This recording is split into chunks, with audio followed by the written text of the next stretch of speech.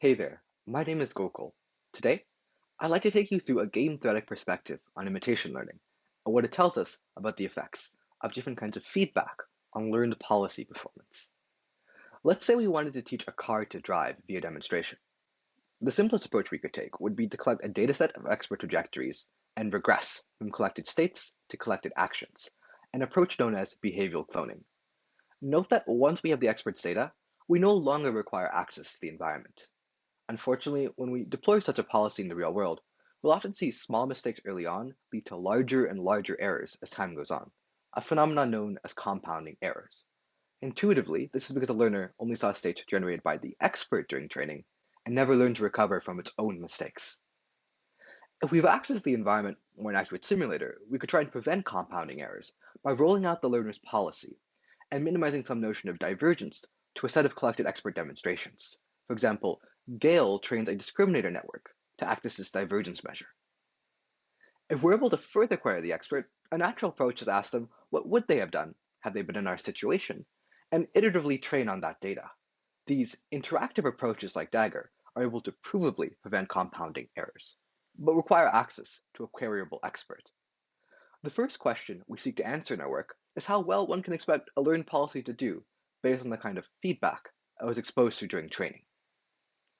To answer this question, we first need to formalize what we mean by doing well. Fundamentally in imitation learning, we're concerned with finding a policy, pi, that matches the performance of the expert, pi e, under some unknown objective function, j.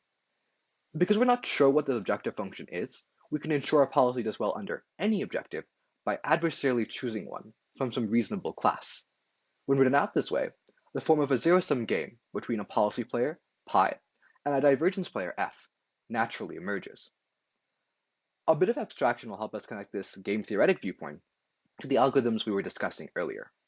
First, in approaches like behavioral cloning, we measure a divergence between learner and expert actions on states from expert demonstrations.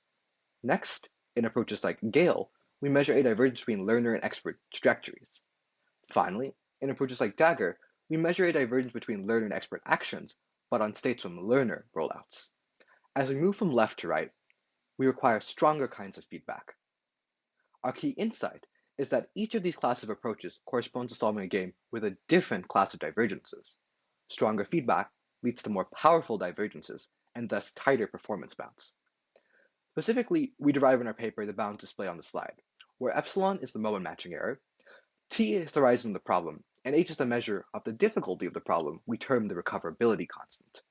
The tighter bounds in the middle and right columns quantify the benefits of having access to a simulator or a queryable expert in imitation learning. Importantly, these bounds apply for all algorithms that can be written in the form of one of our games, including a plethora of prior work.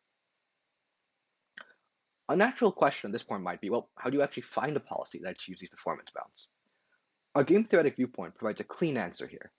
We just need to find an approximate Nash equilibrium of the respective game, which, by definition, means we found the policy in our class that is the hardest for the divergence player to distinguish from the expert. We focused on two broad classes of strategies to compute such an equilibrium. In each, one player, either pi or f, runs any no-regret online learning algorithm, while the other player best responds to the last iterant.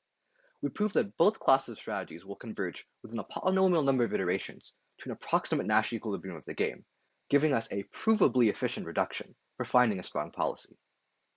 We'd like to emphasize the generality of this result. You can plug in any no-regret algorithm, and both our efficiency and policy performance results still hold.